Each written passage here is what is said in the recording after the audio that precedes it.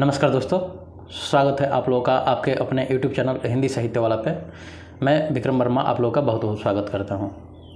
दोस्तों, जैसा कि आप लोगों को स्क्रीन पे दिखाई दे रहा होगा, हिंदी कहानी से संबंधित महत्वपूर्ण प्रश्न।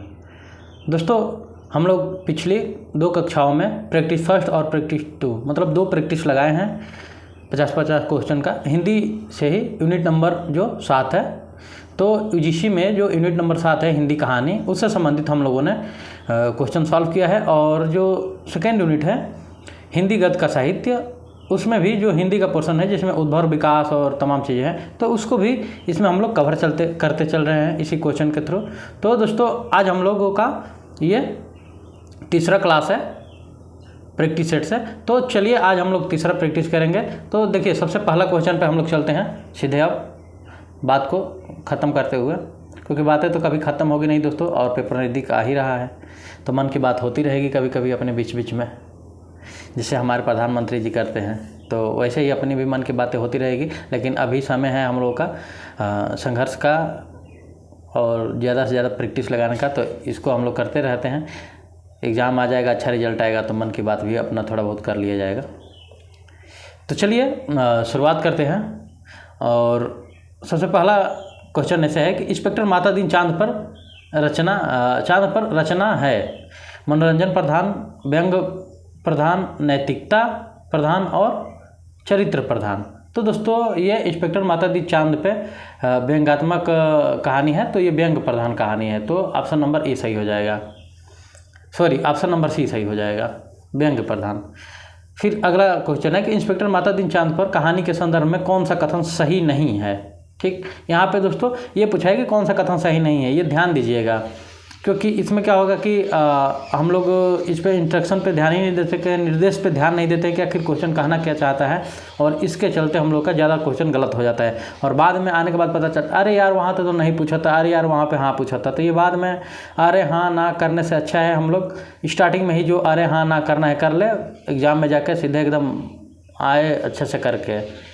तो चलिए, जो सेकंड क्वेश्चन है कि इंस्पेक्टर माता दीन चांद पर कहानी के संदर्भ में कौन सा कथन सही नहीं है, तो यहाँ पे 4 ऑप्शन दिया है कि इस कहानी में हास्यजनक स्थितियों और विसंगतियों का वर्णन किया गया है, इस कहानी में पुलिस विभाग की सराहना की गई है, यह फैंटेसी शैली में लिखी गई कहानी है, और इस कहानी में आम आदमी के भोगे हुए यथार्थ को वाणी दी गई है। तो इस कहानी में दोस्तों हम लोग देख सकते हैं जैसा है कि यह कहानी पुलिस विभाग की सराहना की है। ठीक, ये कथन गलत है दोस्तों, तो ऑप्शन नंबर यहाँ पे बी सही हो जाएगा। बाकी जो तीनों है कि फैंटेसी शैली में लिखी गई है, आम आदमी को भोगे यथार्थ की, तो ये सारे ऑप्शन और सही है। ठीक, चलिए अगला हम लोग क्वेश्चन देखते हैं। पिता कहानी चित्रण है, और 4 ऑप्शन दिया है स्त्री व पुरुष की मानसिकता के बदलाव का, पुरानी व नई पीढ़ी की मानसिकता के बदलाव का, उच्च वर्ग व निम्न वर्ग की मानसिकता का, और डी दिया है उपरोक्त सभी।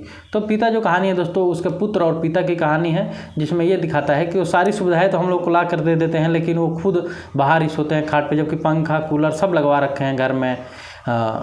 तो दोस्तों यहाँ पे ये पुरानी एवं नई पीढ़ी की मानसिकता का बदलाव का कहानी है दोस्तों, तो ऑप्शन नंबर बी सही है यहाँ पे। चलिए आगे हम लोग क्वेश्चन पर बढ़ते हैं, और क्वेश्चन नंबर 4। क्वेश्चन नंबर 4 देखिए क्या कह रहा है कि पिता और पुत्र के पीढ़ी में अंतर है, भाव का, रागात्मकता का, सहानुभूति और भावनाओं का, और विचार और व्यवहार का।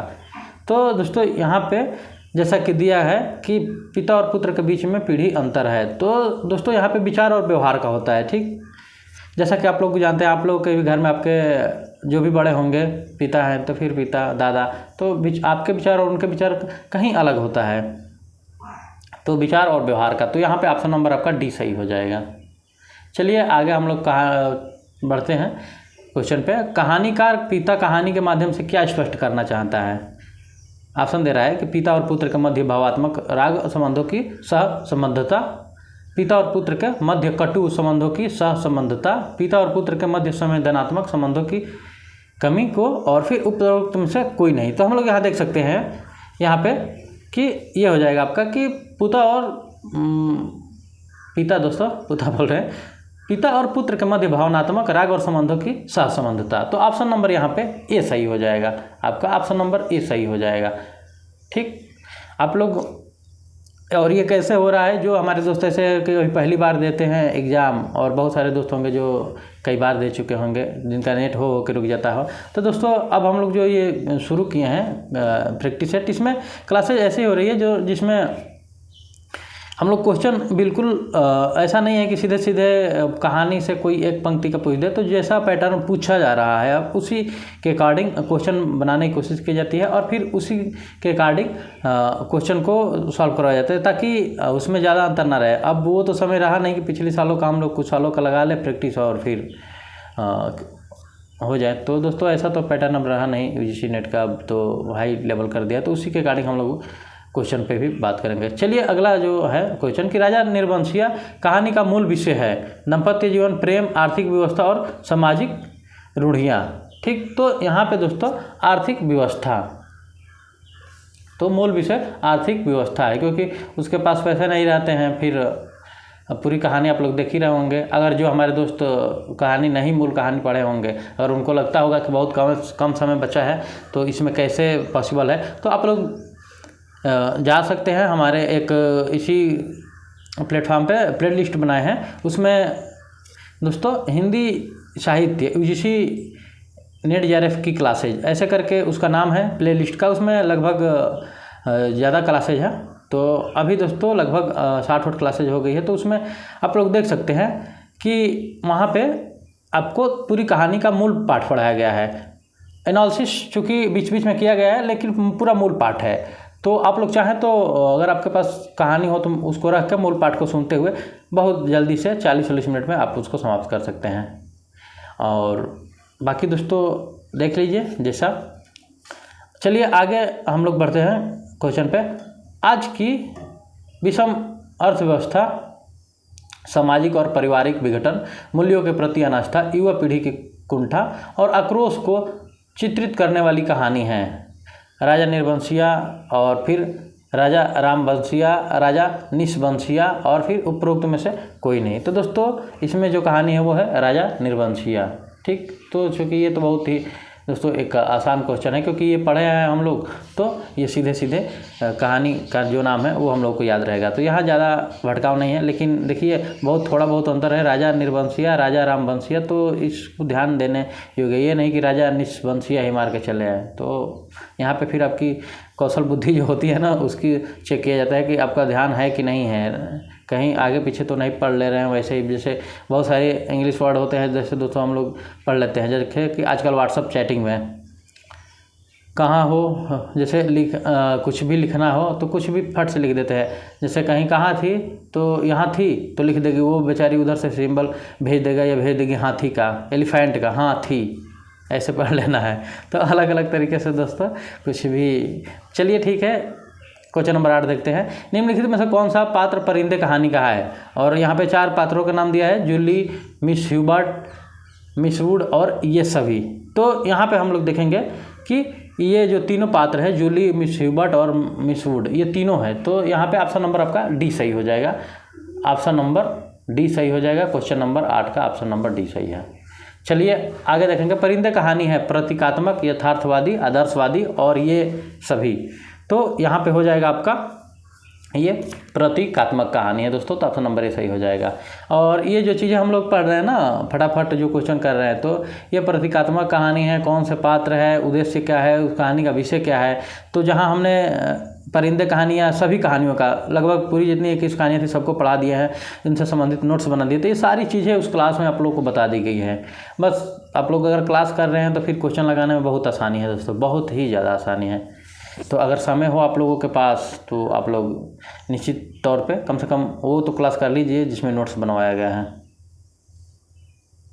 चलिए आगे देखते हैं अगला क्वेश्चन कि परिंदे कहानी में कहानीकार ने परिंदों के माध्यम से किस ओर संकेत किया है। और देख सकते हैं हम लोग 4 ऑप्शन दिया है। परिंदों की एक विशेष स्थिति की ओर, मनुष्य जीवन को एक विशेष स्थिति की ओर, समाज को विशेष स्थिति की ओर और उपरोक्त में से कोई नहीं। तो यहाँ पे हम लोग देख सकते हैं मनुष्य जीवन की एक विशेष स्थिति की ओर। तो ऑप्शन नंबर यहाँ पे सी सही हो जाएगा, ऑप्शन नंबर सी सही। चलिए अब हम लोग आगे बढ़ते हैं क्वेश्चन नंबर 11 पे। क्वेश्चन नंबर 11 आप लोग को स्क्रीन पे दिखाई दे रहा होगा कि निम्नलिखित में से किस कहानी के माध्यम से कहानीकार ने यह चित्रित किया है। देखिए यह कहा, ये यहाँ पे हो जाएगा, ने नहीं रहेगा यहाँ पे। देखिए ये यहाँ पे मिसप्रिंट हो गया है, तो छोड़िए इसको। किया है कि सेनावृत्त होकर व्यक्ति अपने ही परिवार के किस तरह अनावश्यक हो जाता है। निम्नलिखित में से किस कहानी के माध्यम से कहानीकार ने यह चित्रित किया है कि सेनावृत्त होकर भी व्यक्ति अपने परिवार में किस तरह अनावश्यक हो जाता है। चार यहाँ पे कहानियों का नाम दिया है, वापसी, फिर सिक्का बदल गया, चीफ की दावत, और फिर इमारत ढहाने वाले हैं। तो यहाँ पे जो आपका होगा वो है वापसी। ठीक, तो ऑप्शन नंबर ये सही हो जाएगा। इसमें वापसी जो है इस कहानी में ऐसा वाक्य है। चलिए अगला हम लोग कहानी बढ़ते हैं। शेखर ने अपनी किस कहानी में औद्योगिक संदर्भ में मजदूरों के जीवन का चित्रण किया है। चार कहानियों का नाम दिया है, कोशिका घटवार, बदबू, दाजू और उस्ताद। तो दोस्तों वो कहानी है उस्ताद कहानी में शेखर जोशी ने औद्योगिक संदर्भ में मजदूरों के जीवन का चित्रण किया है। अब ये आप लोगों को ध्यान में ना हो कि सर ये तो हम लोग की कहानी में है ही नहीं, तो आप इसके बारे में क्यों बता रहे हैं। तो दोस्तों आप लोग को ये बताना चाहेंगे कि गद्य का साहित्य इतिहास जो है, गद्य का हिंदी का गद्य साहित्य जो सेकेंड यूनिट में, जिसमें एक टॉपिक है हिंदी का उद्भव विकास और प्रमुख कहानीकार और उनके कहानियाँ। तो दोस्तों वहाँ से ये चीज़ें उठाई गई है, तो आप लोगों को कोई पॉइंट छोड़ा नहीं जा रहा है। और चीज़ें ये थोड़ा सा और गड़बड़ हो रहा है, तो आप सबसे पहले जो हम लोग सिलेबस का पैटर्न बताए थे कि कैसे कैसे हम लोग पढ़ेंगे कहानी, तो वहाँ पर देख सकते हैं। वहाँ पर सारी चीज़ें आप लोगों की क्लियर हो जाएगी। जो सेकेंड नंबर क्लास थी हिंदी साहित्य क्लास में UGC नेट JRF में, जहाँ पर हम लोग सिलेबस को कैटेगरी वाइज बांटे थे, तो वहाँ भी आप लोगों को बहुत सारी क्लियर हो सकती हैं। चलिए अब हम लोग आगे बढ़ते हैं और अगला जो क्वेश्चन है, मध्यवर्गीय विसंगतियों पर आधारित कहानी है, तो जो है उसका क्या नाम है। तो यहाँ पे यही सच है, ये सभी टूटना, और डी नंबर है तरु निर्णय। तो यहाँ पे दोस्तों जो होगा वो है तरु का निर्णय। तो ऑप्शन नंबर यहाँ पे डी सही हो जाएगा, मध्यवर्गीय विसंगतियों पर ये आधारित कहानी है। चलिए अब हम लोग आगे बढ़ेंगे और देखते हैं क्वेश्चन नंबर 14। कथा साहित्य में स्त्री विमर्श विषयक विवाद एवं वितर्क का बड़ा संयत समाधान किसने प्रस्तुत किया। चार नाम दे रहा है, कृष्णा सोबती, ये सभी, मनु भंडारी और उषा प्रियवंदा। ठीक, तो हम लोग देख सकते हैं यहाँ पे चारों ऑप्शनों में जो सही होगा वो है, जैसे कि दे रहा है यहाँ पे मनु भंडारी। ठीक, तो आपका यहाँ पे ऑप्शन नंबर सी सही हो जाएगा, मनु भंडारी। चलिए अगला हम लोग क्वेश्चन देखते हैं। अगला क्वेश्चन है कि कहानी नारा या पोस्टर नहीं, वह जीवन संघर्ष से उपजी एक साहित्य विधा, यह कथन किसका है। तो यह कथन नर्म देवेश्वर का एक, नर्म देवेश्वर दोस्तों इनका नाम है। ये देखिए ये यहाँ पे नहीं है, ये चीज़ है। अब ये इसका ऑप्शन नंबर सी सही हो जाएगा कि कहानी नारा या पोस्टर नहीं, एक वह जीवन संघर्ष में उपजी एक साहित्य विधा है, यह कथन किसका है। ठीक, तो हम लोग देख सकते हैं नर्मद देवेश्वर। ठीक, तो ऑप्शन नंबर सी सही हो जाएगा। चलिए अब हम लोग आगे बढ़ेंगे और नेक्स्ट क्वेश्चन देखते हैं। तो अगला जो क्वेश्चन है ऐसे है कि नई कहानी से हमारा मतलब उन कहानियों से है जो सच्चे अर्थों में कलात्मक निर्माण है, जो जीवन के लिए उपयोगी है और महत्वपूर्ण होने के साथ ही उसके किसी न किसी नए पहलू पर आधारित है। कहानी के संदर्भ में यह विचार किसका है। तो जो यह विचार है दोस्तों ये मार्कंडे का विचार है। तो यहाँ पे ऑप्शन नंबर ए सही हो जाएगा, ऑप्शन नंबर ए सही हो जाएगा। चलिए आगे बढ़ते हैं और अगला क्वेश्चन देखते हैं कि प्रकाश वर्ष के अनुसार निम्नलिखित कहानियों का सही अनुक्रम है। देखिए यहाँ पे चार कहानियाँ दे देता है। इस क्वेश्चन पे हम चर्चा भी किए थे क्लास में कि चार आप लोग को नाम दे देगा और वहीं चारों नामों को आगे पीछे करके देगा और पूछेगा कि सही अनुक्रम क्या है। तो यहाँ पे जो सही अनुक्रम है वो है आपका खामोशी, रीडिंग रूम, हमसफ़र, अंधेरे में उपदेश। तो ये सेकेंड नंबर जो आपका है ये सही है। बाकी चारों ऑप्शन देख सकते हैं, चारों में आगे पीछे करके दिया है। तो जो इसे है खामोशी, रीडिंग रूम, हमसफ़र, अंधेरे में उपदेश, तो ये सही अनुक्रम है दोस्तों। तो आप लोग इसको याद कर लीजिएगा। अब इसी पैटर्न पे 2-4 क्वेश्चन आप लोग को लगातार कराया जाएगा। जैसे अगला है कि प्रकाश वर्ष के अनुसार निम्नलिखित कहानियों का सही अनुक्रम है, और यहाँ पे 4 कहानियाँ हैं, उनका नाम जो ऐसे दिया है कि गाँव के लोग, तिरिया जनाम, हरिहर काका, एक में अनेक। ठीक, तो यहाँ पे दोस्तों पहला ऑप्शन ही सही है संयोग से, तो आपका यही सही है, क्योंकि हम इसलिए पढ़े थे कहानियों के नाम ताकि आप लोग समझ पाएँ। बाकी नीचे उन्हीं कहानियों के नाम आगे पीछे करके जैसे तैसे दे दिया है। ठीक, तो वो नहीं है गांव के लोग, तिरिया जन्म, हर काका, एक में अनेक, ये आपके ऑप्शन सही है, तो आप लोग इसको ध्यान दीजिएगा। चलिए अब हम लोग चलते हैं 19 नंबर क्वेश्चन पे, और अगला क्वेश्चन ऐसा है कि प्रकाश वर्ष के अनुसार निम्नलिखित कहानियों का सही अनुक्रम है, और यहाँ पे भी 4, यहाँ पे दोस्तों कितना देर दिया है कहानी, यहाँ पे दिया है 1, 2, 3 कहानियाँ दिया है। तो जैसे अलग अलग परिचय, तस्बीह और तमाशा। ठीक, फिर नीचे दे रहा है तमाशा, तस्बीह और अलग अलग परिचय। तो यहाँ पे जो आपका सही है आंसर वो है अलग अलग परिचय, तस्बीह और तमाशा। तो ऑप्शन नंबर ए सही है यहाँ भी। तो ये जो कहानी है ये सही अनुक्रम में है। ठीक, सही अनुक्रम में है दोस्तों कहानियाँ जो है। तो चलिए अब हम लोग आगे बढ़ेंगे, और इस क्रम में हम लोग देखते हैं क्वेश्चन नंबर 20 कि प्रकाश वर्ष के अनुसार निम्नलिखित कहानियों का सही अनुक्रम है, और आगे 4 ऑप्शन दिया है। सड़क का भूगोल, आगे पीछे, थोकदार किसी की नहीं सुनता। ठीक, तो क्यों नहीं सुन रहा है भाई थोकदार, भाई क्यों सुने, उसके पास थोक में ही सारी चीज़ें आ रही हो, तो क्यों छोटे मोटे का सुने। लेकिन चलिए हम लोगों को इसको यहाँ इस पे मुद्दा नहीं बनाना है, हम लोग को देखना है कौन सा कहानी सही अनुक्रम में है। तो यहाँ पे सड़क का भूगोल आगे पीछे, और फिर थोकदार किसी की नहीं सुनता, यही ऑप्शन संयोग से सही है, ऑप्शन नंबर ए। तो ऑप्शन नंबर ए सही है। तो चलिए अब हम लोग आगे बढ़ेंगे और आगे क्वेश्चन देखते हैं। देखिए आगे कितना ही मतलब ये ज़बरदस्त एकदम आपको कह सकते हैं कि लाजवाब, सुंदर, और जिस तरह से हम लोग कह सकें। देखिए कैसे, आइए थोड़ा सा जूम कर ले इसको, और उसके बाद इस क्वेश्चन को करते हैं, फिर इसके बाद चलता रहेगा। एक तो बहुत अच्छे से कर ले। जैसे दिया है कि एक तरफ सूची दे दिया है पहला, और दूसरी तरफ सेकंड सूची दे दिया है। एक तरफ कहानी दिया है और दूसरी तरफ कहानीकारों का नाम दिया है। हमने एक दिन चर्चा किया था पिछली क्लास में कि कुछ ऐसे कहानी क्वेश्चन पे बात करेंगे जो कि हूबहू पूछ रहा है। तो दोस्तों ऐसे क्वेश्चन को आने का 90% से ज़्यादा चांस रहता है, ध्यान दीजिएगा। तो ऐसे पे आप लोग प्रैक्टिस भी बहुत ज़्यादा कीजिए। चलिए देखते हैं अब हम क्वेश्चन दे रहा है। जैसे ऑप्शन ए मंत्र, बी उसने कहा था, तीसरा ताई, और चौथा पंचलाइट। दूसरी तरफ जो नाम दे रहा है सूची में कहानीकारों का, फणीश्वर नाथ रेणु, चंद्रधर शर्मा गुलेरी, मुंशी प्रेमचंद, कौशिक और ज्वालादत्त शर्मा। तो चलिए हम लोग पहले मिलान ही कर लेते हैं, उसके बाद ऑप्शन पे नीचे जो कूट है उस पर चलेंगे। तो सबसे पहले अगर हम लोग बात करते हैं कहानी, तो कहानी जो है कहानी मुंशी प्रेमचंद की है। ठीक, आप लोग ये रुकिए 1 मिनट, फिर से आप सही लगाएंगे भाई, ये दूसरी जगह का हो जाओगे। तो ये मुंशी प्रेमचंद की है। ठीक, उसने कहा था चंद्रधर शर्मा गुलेरी की, आप लोग जानते ही है। ठीक, जो ताई वाली कहानी है, ताई कहानी आपकी हो जाएगी कौशिक की। ठीक, तो ऑप्शन नंबर सी का हो जाएगा कौशिक। और जो लास्ट है अंततः पंचलाइट, तो ये फणीश्वर नाथ रेणु की है। ठीक, अब आप लोग कूट को मिला लीजिए कि कौन सा कूट सही है। और जो हमारे दोस्त जल्दी मिला रहे हैं फटाफट मैसेज करें मैसेज बॉक्स में। तो चलिए आप लोग मिला लिए, तो अब हम बता दे रहे हैं कि इसमें जो आपका ऑप्शन सही होगा वो है ऑप्शन नंबर डी सही होगा, जो हमारे दोस्त नहीं मिला पाए होंगे। कहानी का मंत्र जो कहानी है मुंशी प्रेमचंद, उसने कहा था चंद्रधर शर्मा गुलेरी, ताई कौशिक, और फिर पंचलाइट फणीश्वर नाथ रेणु।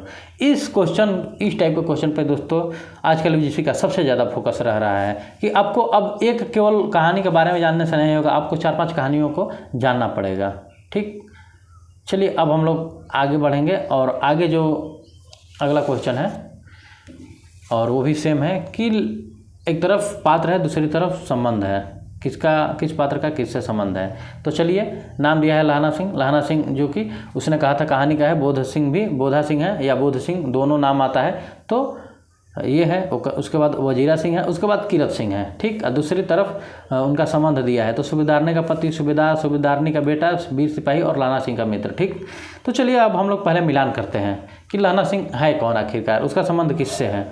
तो बात हम लोग करेंगे तो कर सकते हैं कि वीर सिपाही, लाना सिंह क्या था, तो एक वीर सिपाही था। तो इसका ऑप्शन नंबर 4 सही हो जाएगा। अब बोधा सिंह पे हम लोग बात करेंगे, तो बोधा सिंह के बारे में बात करते हैं। तो बोधा सिंह सूबेदारनी का बेटा था, तो यहाँ पे ऑप्शन नंबर 3 सही हो जाएगा। वजीरा सिंह की जब बात करेंगे तो वजीरा सिंह सूबेदारनी का पति है, तो यहाँ पे ऑप्शन नंबर ए सही हो जाएगा। और फिर अंततः जो कीरत सिंह की बात करते हैं, तो कीरत सिंह जो है, कीरत सिंह लहना सिंह का मित्र है, तो ये ऑप्शन हो गया। अब फटाफट आप लोग मिला लीजिए कूट में, नीचे 4 कूट दिया है कि कौन किसका सही है। तो जैसे ए का 4 नंबर है, तो ए का जब 4 नंबर है तो 4 नंबर यहाँ पे ऑप्शन में एक ही है जिसका पहला ए का 4 नंबर है, तो यहाँ पे ऑप्शन नंबर बी सही हो जाएगा। और इस तरह से ही हम लोग को क्वेश्चन करना पड़ेगा पेपर में भी।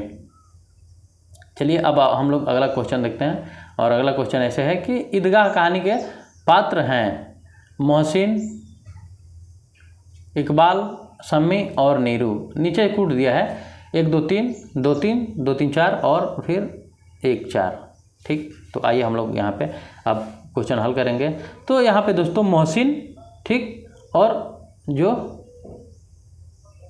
शम्मी, देखिए दोस्तों यहाँ पे ये क्वेश्चन गलत है, आप लोग इसको ध्यान दे दीजिएगा। यहाँ पे जो ऑप्शन है, यहाँ पे एक और ऑप्शन रहेगा। चलिए अब हम लोग जो यूजीसी बना रहा है, अब हम लोग बताएंगे, ये जानबूझ के ऐसा ऑप्शन बनाए थे ताकि आप लोग कंफ्यूज हो जाए। चलिए अब यहाँ पे जो एक हम लोग ई ऑप्शन जोड़ लेते हैं, और वहाँ पे हम लोग लिख देंगे पहला और तीसरा। ठीक, ये फर्स्ट है, ध्यान दीजिएगा। अब आप लोगों के पास जो ऑप्शन सही होगा वो होगा बी। ठीक, तो यहाँ पे ऑप्शन नंबर ई सही है, जो इसमें मोहसिन और शम्मी है। चलिए आप लोगों को क्लियर हुआ कि चारों ऑप्शन में से कोई नहीं है जो ई नंबर ऑप्शन अभी बनाए, पहला और तीसरा मोहसिन और शम्मी, ये ईदगाह कहानी के पात्र हैं, तो यहाँ पे ऑप्शन नंबर ई सही हो जाएगा। चलिए अब हम लोग कहानी में आगे बढ़ते हैं और देखते हैं थोड़ा, ये तो बहुत बड़ा ही यार क्वेश्चन है। 24 नंबर, आइए 24 नंबर क्वेश्चन को हम लोग ऐसे पढ़ लेते हैं। वस्तु के स्तर पर कहानी ने प्रायः सामाजिक संघर्षों से संबंधित विषय को ग्रहण न कर स्त्री पुरुष के संबंधों या यौन प्रसंगों को ही ग्रहण किया है, और मूल्य के स्तर पर उसने न केवल पहले के सारे मूल्यों का निषेध किया, अपितु साहित्य के मूल्य का अस्तित्व है, इस सत्य का निषेध कर दिया। अब कहानी के संबंध में यह विचार किसका है? देखिए इस पर हम बात किए थे कि उनका मतलब मत जो होता है ये भी पूछ देता है, और यहाँ पे 4 ऑप्शन दे रहा है, डॉक्टर दशरथ मिश्र, धर्मवीर भारती, मुक्तिबोध और इनमें से कोई नहीं। तो यहाँ पे जो आपका ऑप्शन होगा, यहाँ पे ऑप्शन नंबर ए सही होगा, दशरथ मिश्र। ठीक, चलिए अगले क्वेश्चन पर बढ़ते हैं।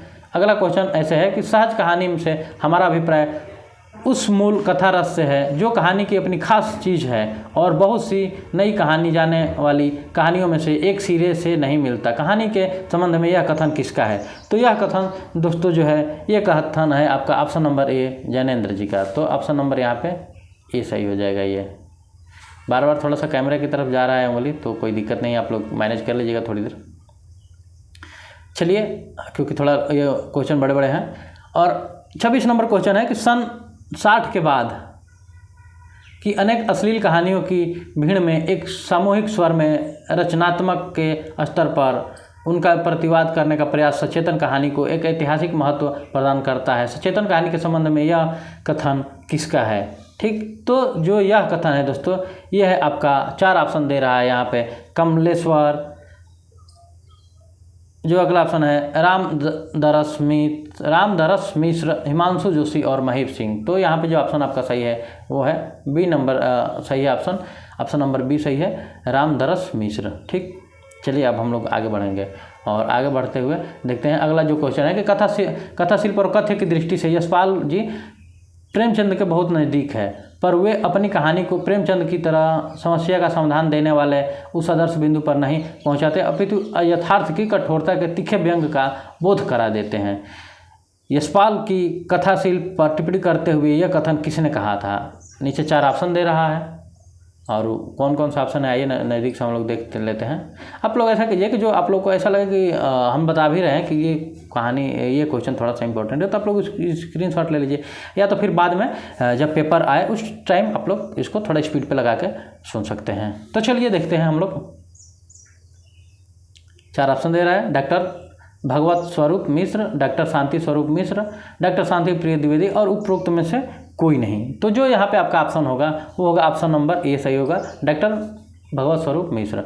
अगला जो क्वेश्चन है, प्रकाश वर्ष के अनुसार कृष्णा स्वभुक्ति की रचनाओं को सही अनुक्रम है, और यहाँ पे 4 ऑप्शन दे रहा है। नसीफा ए लड़की नाम पट्टिका 3 ऑप्शन दिया है, और इसी को घुमा फिरा के वहीं दिया है। तो यहाँ पे जो ऑप्शन दोस्तों सही है वो 28 नंबर का पहला सही है, नसीफा ए लड़की और नाम पट्टिका। तो ऑप्शन नंबर यहाँ पे सही है, काम खत्म ही कर। चलिए अब हम लोग आगे देखेंगे।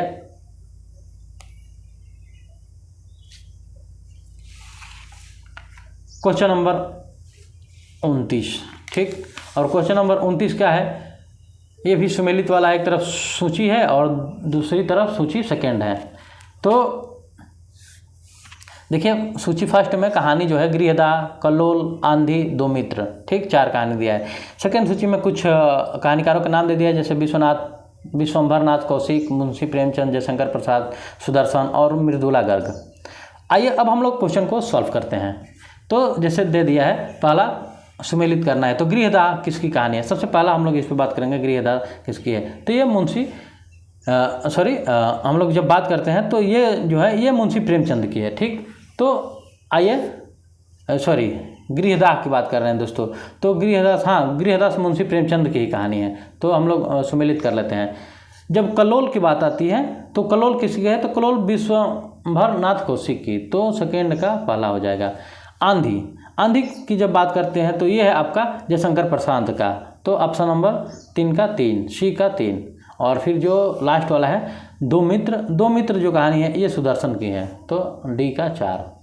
अब आप लोग इस अनुसार कूट देख लीजिए और उसको सही कर लीजिए। जैसे मान लीजिए गृहदाह दूसरा है, तो पूरे ऑप्शन में एक ही ऑप्शन है जिसका पहला ऑप्शन 2 है, तो यहाँ पे ऑप्शन नंबर बी सही हो जाएगा इसका, ठीक। इसको ध्यान देने वाला है और बहुत अच्छे से ध्यान देने वाला है। क्वेश्चन का पैटर्न वास्तव में यही रूप है आजकल यूजीसी का। चलिए अगला क्वेश्चन देखते हैं। निम्नलिखित में से कौन सा कथन ईदगाह कहानी के संदर्भ में असत्य है। और 4 यहाँ पे ऑप्शन दे रहा है कि ईदगाह कहानी बाल मनोविज्ञान के राष्ट्रीय सामाजिक राजनीति व्यवस्था पर पहुँच जाती है। इस कहानी में समाज में व्याप्त सामाजिक आर्थिक असमानता को भी अभिव्यक्त किया गया है। इस कहानी में हिंदू मुस्लिम भेदभाव का वर्णन हुआ है, और इस कहानी में पृष्ठभूमि ईद के त्यौहार पर आधारित है। और नीचे 4 कूट दिया है, 1 और 2, 1 और 3, 2 और 4 और केवल 3, ठीक। तो चलिए हम लोग देखते हैं इसमें से आपका ऑप्शन कौन सा सही है। तो यहाँ पे जो आपका ऑप्शन सही होगा, ईदगाह कहानी बाल मनोविज्ञान के राष्ट्रीय सामाजिक राजनीतिक व्यवस्था पर पहुंच जाती है, ये भी सही है। और एक इसमें जो ऑप्शन है कि इस कहानी में हिंदू मुस्लिम भेदभाव का वर्णन हुआ है, तो ये एक असत्य है दोस्तों। ये दोनों असत्य है कहानी के संदर्भ में, तो आपका ऑप्शन नंबर यहाँ पे सी सही हो जाएगा, ये और ये। देखिए यहाँ पे कहानी पूछा है कि कौन सा असत्य है, ठीक। चलिए अब हम लोग आगे बढ़ते हैं क्वेश्चन नंबर 31 पे। अब देखिए थोड़ा बड़ा आ गया लिख के, अभी तक हम लोग जूम किए थे।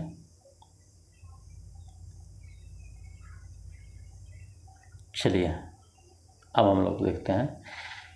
क्वेश्चन नंबर 31 है कि दुनिया का सबसे अनमोल रतन कहानी के पात्र है। और यहाँ पे 4 पात्रों का नाम दिया है, कैदी, फीजा, पंडित दयाराम और दिल फरेब, ठीक। और 4 ऑप्शन दे रहा है। तो चलिए हम लोग देख सकते हैं कि यहाँ पे आपका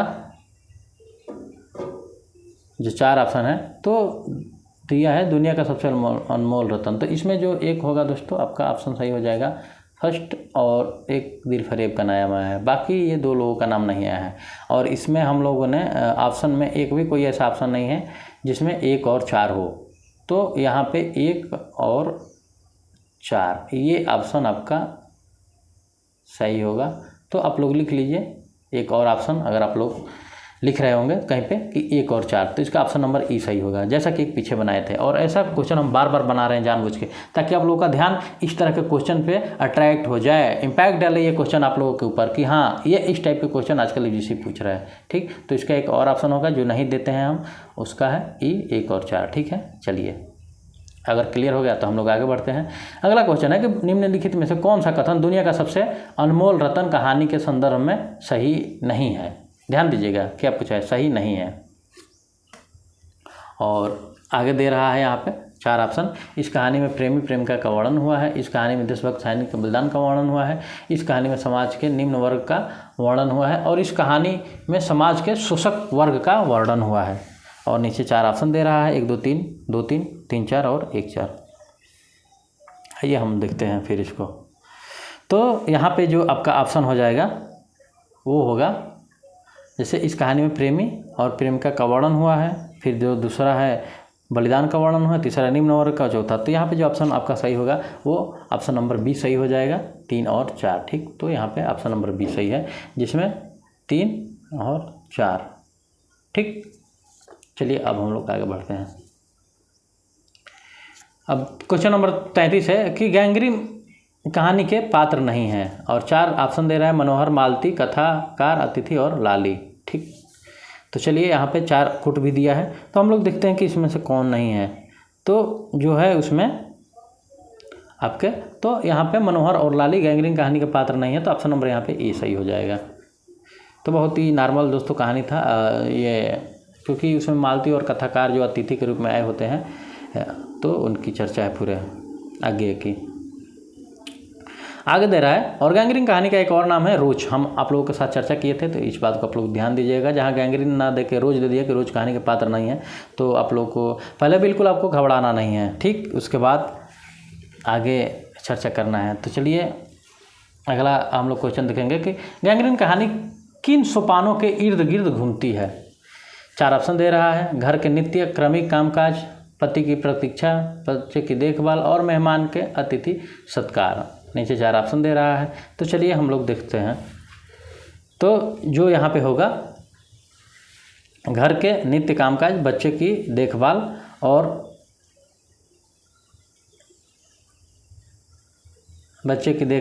और मेहमानों के अतिथि सत्कार। तो ठीक, यहाँ पे जो आपका ऑप्शन सही होगा वो होगा आपका 1 2 3, जो कि ऑप्शन नंबर डी है। तो आपके ऑप्शन नंबर डी सही हो जाएगा यहाँ पे।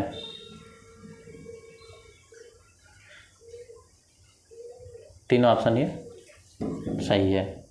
चलिए अगला हम लोग क्वेश्चन देखते हैं, क्वेश्चन नंबर 35, और ये सुमेलित वाला है। ठीक, फिर ध्यान दीजिएगा, बड़ी मज़ेदार क्वेश्चन आप लोगों के लिए संलग्न किए गए हैं।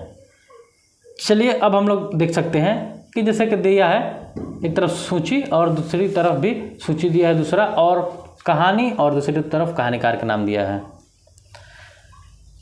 ऐसे है कि पहला है जो ऑप्शन आत्माराम बुद्ध का कोटा, और फिर आगे है देखिए बुद्ध का कोटा नहीं है। ठीक, पहली बात यहाँ होगा आपका बुद्धू का कांटा, ये है आपका मिस प्रिंट, बुद्धू का यहाँ पे काटा है, आप लोग ध्यान दीजिएगा। चलिए गलत ना हो, विशेष ये ध्यान रखना है, थोड़ा सा 2-3 सेकंड लेट हो जाए, नहीं तो जल्दबाजी के चक्कर में हम लोग को गलत नहीं करना है। तीसरा जो ऑप्शन है पाजेब, और चौथा है टूटना। चलिए अब हम लोग इसको ध्यान देते हैं। दूसरी तरफ कहानीकारों के नाम है, तो कहानीकारों में प्रेमचंद जी, गुलेरी, जैनेन्द्र और राजेंद्र यादव और अमरकांत। तो चलिए सबसे शुरुआत करते हैं कि आत्माराम कहानी किस कहानीकार की है। तो आप लोग देख सकते हैं जैसा कि आत्माराम जो है कहानी ये प्रेमचंद जी की है, तो आप लोग मिलान कर लीजिए प्रेमचंद। जो दूसरा है बुद्धू का कांटा गुलेरी जी का है, तो ये ऐसे सीधे हो जाएगा।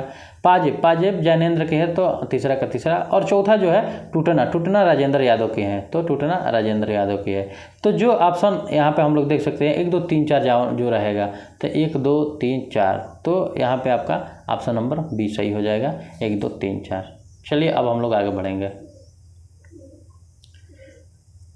अगला क्वेश्चन भी सेम है, तो आइए एक तरफ कहानी है और दूसरी तरफ कहानीकार है।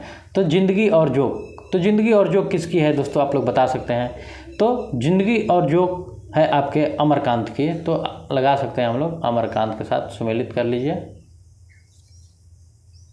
जिंदगी और जोग। चलिए दूसरा, छुट्टी का एक दिन। छुट्टी का एक दिन पे अगर हम लोग बात करते हैं तो ये हो जाएगा आपका उषा प्रियवंदा का, तो छुट्टी का एक दिन। मिसपाल, मिसपाल पे अगर हम लोग बात करते हैं तो मिसपाल हो जाएगा आपका मोहन राकेश का। और फिर लास्ट वाला जो कर्मनाशा की हार, तो कर्मनाशा की हार आप लोग जानते ही हैं किसका है, तो ये आपका हो जाएगा शिव प्रसाद सिंह। तो यहाँ पे ऑप्शन नंबर बी सही हो जाएगा। अब देखिए इसमें से कौन सा ऑप्शन है जो ऐसे मिल रहा है, तो पहला का तीसरा जो है, तो ऑप्शन यहाँ पे डी सीधे सही हो जाएगा, तो ऑप्शन नंबर डी सही हो जाएगा। देखिए अगर पहला का आप लोग को एग्जैक्ट पता है कि कौन सा है, जैसे इस पूरे देखिए कहानी में पहला का तीसरा कोई दूसरा ऑप्शन रहता तो कन्फ्यूज रहता, लेकिन करने का तरीका क्या है कि यहाँ पे सीधे सीधे दे दिया है कि पहला का तीसरा सही है अमरकांत, और पूरे ऑप्शन में कोई तीसरा नहीं है, तो सीधे मार देना है, अब ज़्यादा नहीं वहाँ सोचना है। चलिए आगे देखते हैं, अगला है सेम कहानी और कहानीकार का नाम, तो त्रिशंकु। तो चलिए हम लोग बात करते हैं त्रिशंकु किसका है, तो त्रिशंकु आपका मनु भंडारी का है, तो आप लोग लगा लीजिए मनु भंडारी।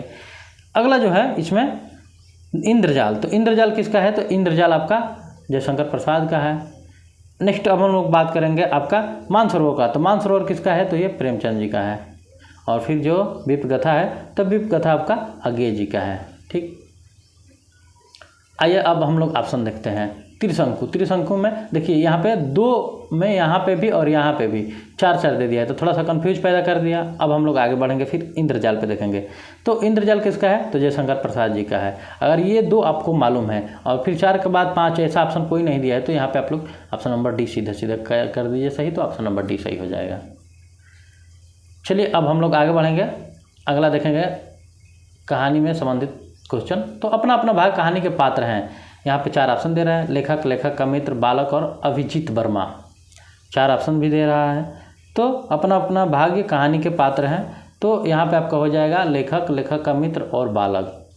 ठीक, अभिजीत वर्मा, क्योंकि वहाँ पे कोई नाम ओम का चर्चा नहीं हुआ है उसमें, तो इस तरह से आपका ऑप्शन नंबर ए सही हो जाएगा।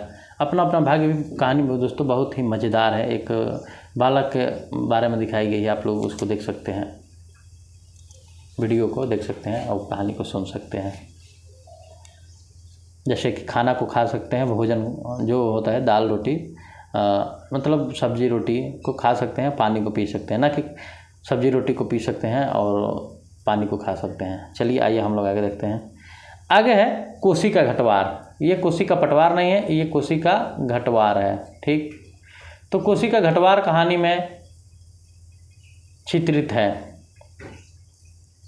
आगे दिया है चार ऑप्शन कि लक्ष्मा की व्यवस्था तथा आर्थिक कठिनाइयाँ, एकाकी जीवन का चित्रण, ग्रामीण अंचलों के में फैले अंधविश्वास और सामाजिक चेतना।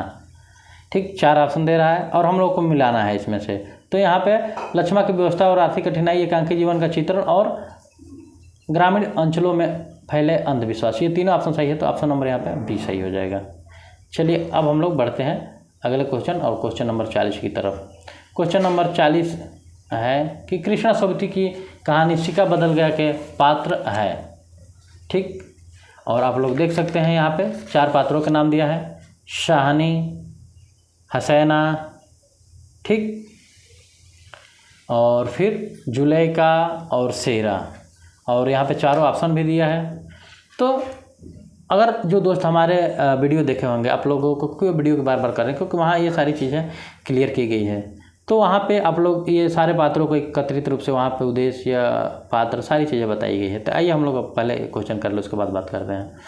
तो देख सकते हैं शाहनी है पात्र में, उसमें कहानी में, उसके बाद जो है हसैना है और जो लास्ट है वो शेरा है, जुलेखा नहीं है दोस्तों। तो आपके यहाँ पे शाहनी, हसैना और फिर शेरा, तो 1 2 4, तो ऑप्शन नंबर यहाँ पे सी सही हो जाएगा।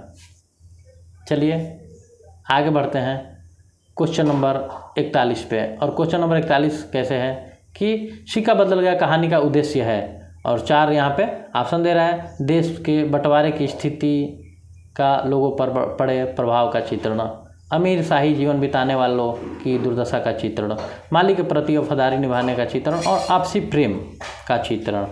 तो जो यहाँ पे आपका ऑप्शन सही होगा वो होगा ऑप्शन नंबर डी सही हो जाएगा आपका। यहाँ पे आप लोग लगा लीजिए, ऑप्शन नंबर डी सही है। देश के बंटवारे की स्थिति का लोगों पर पड़े प्रभाव का चित्रण और अमीर शाही जीवन बिताने वालों की दुर्दशा का चित्रण। ठीक, चलिए अब हम लोग आगे बढ़ेंगे और अगला जो क्वेश्चन है वो क्वेश्चन ऐसे है कि इंस्पेक्टर माता दीन चांद पर कहानी के पात्र हैं। पुलिस मंत्री, चांद, यान चालिका और फिर माता दीन। तो यहाँ पे जो है वो आपका ऑप्शन हो जाएगा ऑप्शन नंबर सी 1 और 4। पुलिस मंत्री है और माता दीन है इस कहानी के पात्र। चलिए अब हम लोग आगे बढ़ेंगे। कहानी एक सूक्ष्म यंत्र है जिसके नीचे मानवीय अस्तित्व के दृश्य खुलते हैं। उपयुक्त कथन किसका है? तो ये कथन जो है दोस्तों ये आगे का कथन है, तो ऑप्शन नंबर ए सही हो जाएगा। तो आप लोग इसको टिक कर लीजिए। चलिए अब हम लोग आगे बढ़ेंगे और अगला क्वेश्चन देखते हैं, क्वेश्चन नंबर 44। अब हम लोग समाप्ति की ओर हैं इस सेट के। तो आदर्शवादी एवं सुधारवादी दृष्टि का कारण यह भी है कि प्रेमचंद के मन में मनुष्य की सद्वृत्तियों के प्रति गहरी आस्था है। उन्हें लगता है कि मनुष्य बुनियादी तौर पर बुरा नहीं होता एवं उसके सुधार की संभावनाएं सदा बनी रहती है। ठीक, और यहाँ पे दिया है कि प्रेमचंद की आदर्शवादी कहानियों के संबंध में यह कथन किसका है? तो ये कथन दोस्तों 4 ऑप्शन दे रहा है, उषा प्रियवंदा, निर्मल वर्मा, हरिमोहन और भारद्वाज। तो ये दोस्तों जो ऑप्शन है ऑप्शन नंबर सी भारद्वाज का है। और देखिए ये हमारे जो टाइप वाले साहब हैं वो ए भी तो सही लिखे हैं, लेकिन यहाँ डी लिख दिए हैं और यहाँ पे सी लिख दिए हैं। चलिए कोई बात नहीं, लेकिन जो जहाँ है उसी के अनुसार ही बोल रहे हैं। वो अज्जू भाई हैं, उनका नाम अज्जू भाई है।